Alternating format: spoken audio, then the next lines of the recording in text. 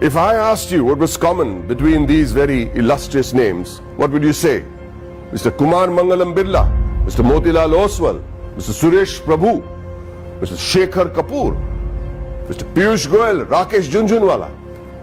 What do you think is common between these people from very diverse walks of life and professions? Two letters, two simple letters, C and A. Two letters so powerful that if you join them and put them before a name, it not only becomes a professional qualification, but it represents willpower, dedication, intelligence, and the ability to march on come what may. To the rest of the world, these two letters mean chartered accountant. But to me, it means something completely different. Committed achievers. Let me tell you a story about a committed achiever. A young girl was wrongly prescribed penicillin for a common cold. What happened was that she became visually impaired. A 9-year-old became blind.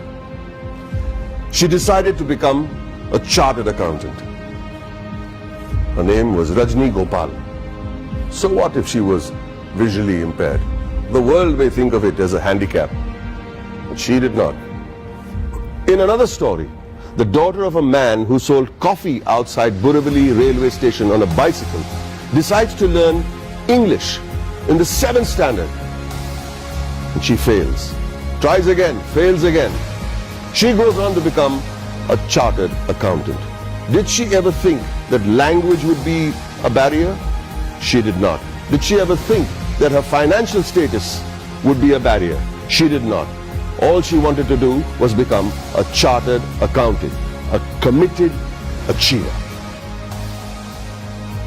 The only place where achievement comes before commitment is in the dictionary.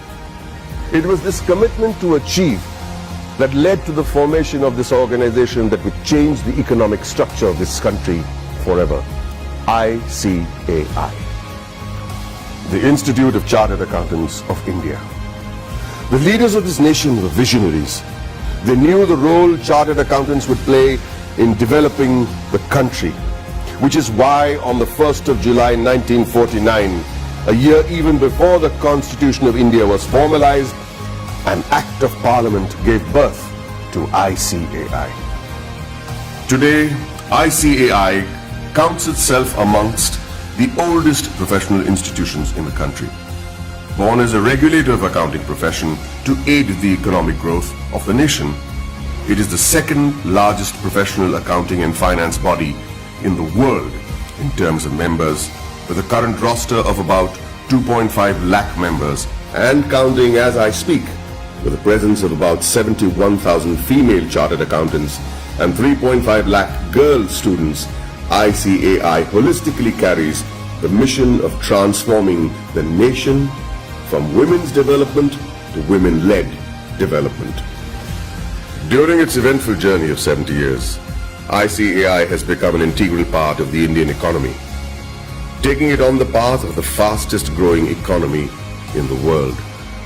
With its emphasis on financial reform, ICAI radiates with shining milestones that stand as the acknowledged cornerstone of India's economic growth. In the year 1956, chartered accountants were recruited for the first time in the commercial audit branch of CA&G. Many of you may not be aware that many accountants were part of the Indian freedom struggle, like First Lady Auditor C.R. Sivabhogam, who participated in non-cooperation movement on the call of the father of our nation, Mahatma Gandhi ji. She was also imprisoned for a year. Recognizing ICAI's strong regulatory framework, the High Courts acknowledged Council's strict disciplinary mechanisms in 1961. In 1964, the Council of the ICAI submitted its pre-budget memorandum for the first time. The memorandum contained useful suggestions for reorientation of taxation policies and procedures to the Finance Ministry. The process was so helpful that it is being practiced ever since. In the 70s, the ICAI started rendering free advisory services to SMEs and small taxpayers on maintenance of accounts, tax paying, and other financial matters. Not only did it enhance the financial literacy of businessmen and citizens, more importantly, it started the industrial growth in the country. It also collaborated with the government to enlarge the scheme of scholarships. With all humility, I wish to mention that in the year 1972, ICAI members had provided pro bono professional services to the heirs of the Jawans and officers of the armed forces who sacrificed their lives in the war. Complete exemption from tuition and registration fee of the institute was also granted to the children of Amar Jawans and officers. The 80s saw widespread gloom in India's macroeconomic performance due to the prevailing conditions in the country.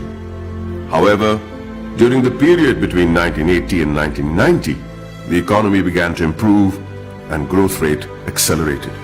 The government appointed CA members on various committees like boards of public sector undertakings and nationalized banks. The government also appointed ICAI as an expert and independent advisor on company law, fiscal and various other committees. The corporate sector, the public sector corporations, cooperative societies and public trusts were brought under the accounting discipline by legislation.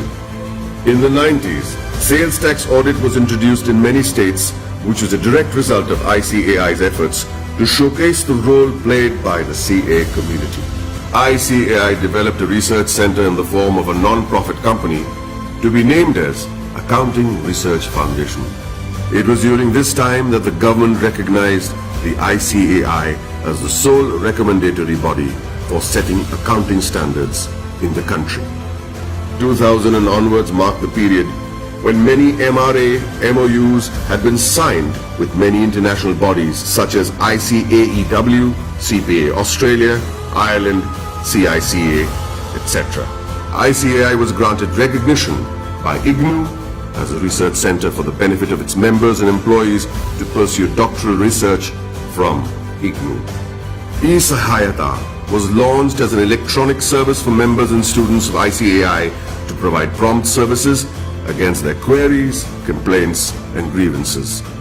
In 2007, ICAI decided to recognize the CA leaders in industries, which gave birth to a glittering awards function. In 2009, ICAI was awarded the Recognition of Excellence Award by the then President of India, Srimati Pratibha Patil. In the year 2014, the Honorable Prime Minister of India, Sri Narendra Modi, nominated ICAI for the Swachh Bharat Abhiyan. Under the banner of Swachh Bharat Abhiyan, Swachh Vidyalaya Abhiyan was launched in the year 2015 to provide separate toilets for boys and girls in all government schools throughout the country. ICAI undertook a pilot study for the Indian Railways. The in-depth cost analysis helped in streamlining the running of the railways. Considering the importance of the legislation, namely black money, and the imposition of Tax Act 2015, CBDT decided to go all out and conduct workshops with ICAI to clarify any doubt the assessees may have had. ICAI was chosen as the preferred institution to partner with the Government of India to create awareness and maximize the potential of the Income Declaration Scheme 2016. ICAI, jointly with the Ministry of Finance and the Ministry of Commerce and Industry, organized events at more than 470 locations across the country. It was attended by more than 42,000 citizens, including chartered accountants, company secretaries, advocates, and members from trade and industry. ICAI's contribution to the scheme was acknowledged by Shri Arun Jaitley, Honorable Minister of Finance and Corporate Affairs. For the benefit of its members, ICAI established the Indian Institute of Insolvency Professionals of ICAI. ICAI extended its technical and infrastructural support towards the accounting reforms of various government offices. This meant moving from cash to accrual system of accounting after assessing the tremendous positive impact on national financial reporting. It was also an important year for the Indian economy, with GST being touted as the game changer, leading to one nation, one tax. ICAI, as always, was there to partner the government to towards effective and smooth implementation of GST throughout the nation. As a result, ICAI and CA members became a proud knowledge partner for GST success. For a clearer understanding of GST, ICAI carried out more than 3,000 programs benefiting more than 2.5 lakh participants. ICAI also established GST Sahayata desks all across the country to facilitate small businessmen, traders, shopkeepers, and the public at large. ICAI has created a milestone by launching various incubation centers. In line with the Prime Minister's vision to support startups, ICAI is providing massive platforms to help CAs start their businesses. Not many people know that there is an accountancy museum in India, or that the ICAI is the first accounting body in the world to start a digital accounting and insurance board, or that there are 3 forensic labs in India to monitor financial bungling and frauds. With this, the ICAI is keeping its eyes and vision firmly on the future. The ICAI has a very strict code of ethics. Its motto is taken from the Upanishads, Yayeshu Sapteshu Jagriti, which translates as the one that is awake and those that sleep. Here's to the guardians who stayed awake and protected us while the rest of us slept.